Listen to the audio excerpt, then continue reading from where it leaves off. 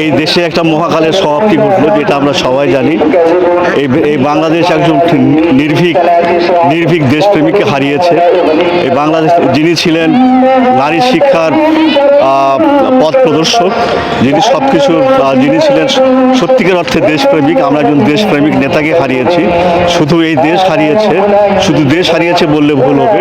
একটা মহাকালের জন্য একটা মানে যুগের একটা সমাপ্তি ঘটছে। একটা যুগ একটা বিশিষ্ট নেতাকে হারিয়েছে, নেত্রীকে হারিয়েছে, যে নেত্রীর হাত ধরে বাংলাদেশের নারী শিক্ষার উন্নয়ন হয়েছিল, বাংলাদেশের যারা প্রতিবন্ধী ছিল তাদের শিক্ষার উন্নয়ন হয়েছিল, জাতির উন্নয়ন হয়েছিল। এই জাতির উন্নয়নের জন্য এই নেত্রীর প্রয়োজন ছিল, আরও যুগ যুগ ধরে এই নেতার প্রয়োজন ছিল, এই নেত্রীর প্রয়োজন ছিল।